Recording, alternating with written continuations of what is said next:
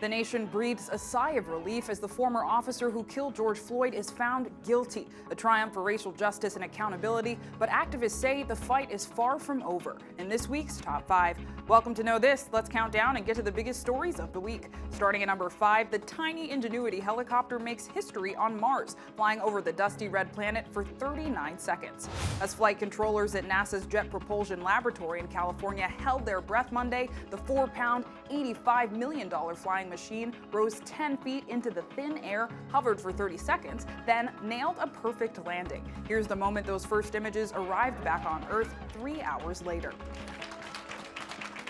The short flight opens up a new era of space exploration. It's the first time an aircraft has ever flown on another planet. Dr. Thomas Zerbuchin, an associate administrator for the Science Mission Directorate, says this accomplishment will lead to deeper exploration of the red planet. What we just added today is the aerial dimension to exploration. We can now fly into craters, for example, explore their walls where we know that water is seeping out, or at least we believe, and we've never really observed them up close because of the fact that we can't reach it.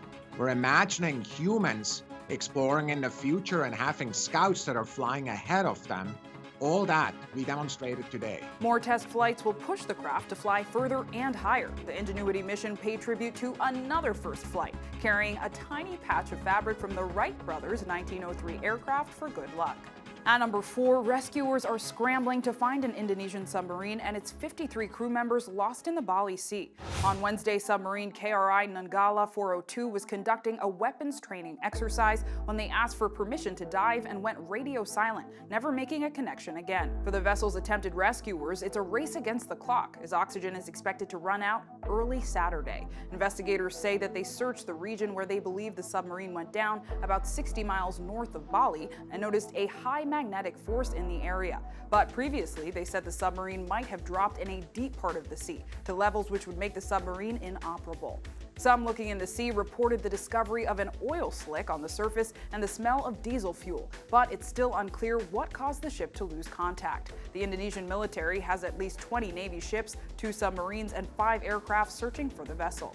Number 3, America passes 200 million shots of COVID-19 vaccines, but faces a tipping point when it comes to vaccine hesitancy. This week, President Biden announced that more than 50% of American adults are at least partially vaccinated, and that number is even higher for Americans over the age of 65. With 28 million vaccines being distributed each week, the supply isn't as big of a concern as it was before. But according to a new report, America is facing a tipping point, that in the next 2 to 4 weeks, supply will exceed the demand. And experts worry that it will then make it harder to convince people to get vaccinated. Dr. Ashish Jha, Dean of Brown University School of Public Health, told NowThis that if a large number of Americans don't get vaccinated, hospitalization numbers will remain high. If a large chunk of people choose not to get vaccinated, then we're still going to be seeing big outbreaks, particularly among young people. You're still going to be seeing a lot of people get very sick and hospitalized. I think we all want that to end. The best way to end it is for people to get vaccinated. It's great for protecting you. It's great for protecting people around you. But Dr. Jha is optimistic that if we keep up these vaccination rates, the summer of 2021 will look much more like summer of 2019 and not like 2020's lockdown. At number 2, President Biden hosts an Earth Day summit to jumpstart the international effort to fight global warming. 40 world leaders are taking part in the 2-day virtual event. But so much of the effort hinges on what actions China and the U.S., the world's biggest polluters, are going to take. Scientists say the world is severely lagging in tackling the climate crisis, which is causing more extreme heat waves, storms, and devastating flooding. No nation can solve this crisis on our own, as I know you all fully understand. All of us, and particularly those of us who represent the world's largest economies, we have to step up. Experts say now is the moment Biden needs to reestablish U.S. credibility on fighting climate change after years of President Trump largely ignoring the issue.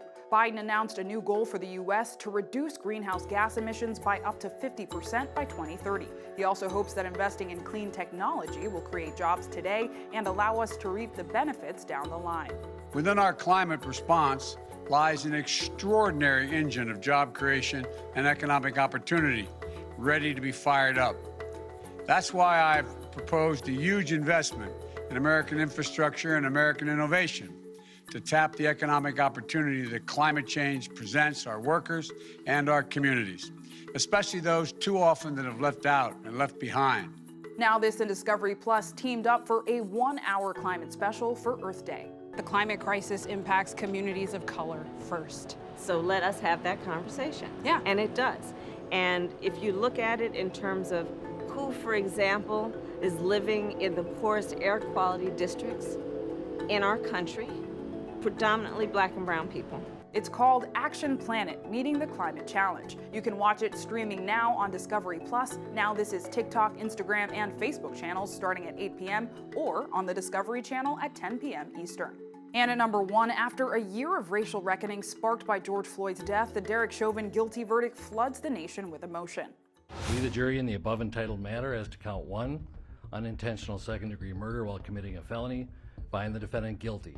We, the jury, in the above entitled matter as to count 2, third-degree murder, perpetrating an eminently dangerous act, find the defendant guilty. We, the jury, in the above entitled matter as to count 3, second-degree manslaughter, culpable negligence, creating an unreasonable risk, find the defendant guilty. The 45-year-old former Minneapolis police officer who knelt on Floyd's neck for more than 9 minutes was found guilty of second and third-degree murder and second-degree manslaughter. After the verdict came down, Chauvin was led out of the room in handcuffs and is now being held in solitary confinement at a maximum security prison. And outside of the courtroom, a sigh of relief.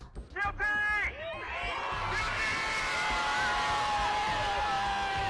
Activists and supporters who fought to keep Floyd's name in the headlines hugged, cried, and celebrated the moment of accountability. Floyd's brother Philonis describes it as a rare moment of justice served. The moment I heard guilty, guilty, guilty, I was excited. It felt like I had just won a championship. It felt like the world had won a championship because of African Americans. We feel like we never get justice. Cities that braced for the worst possible outcome instead witnessed peaceful marches. President Biden and Vice President Harris praised the jury's decision and addressed the nation after it was handed down. No one should be above the law. And today's verdict sends that message. Many hope that this will be the first step in instituting systemic change in policing strategies. In Congress, there is now a renewed push to pass the George Floyd Policing Act, which bans the use of police chokeholds. A hearing on police reform is set for next month. That's this week's Top 5. What was the biggest story for you? Tell me in the comments below, and be sure to follow our page for more news. We'll see you right back here next time for more news you need to know.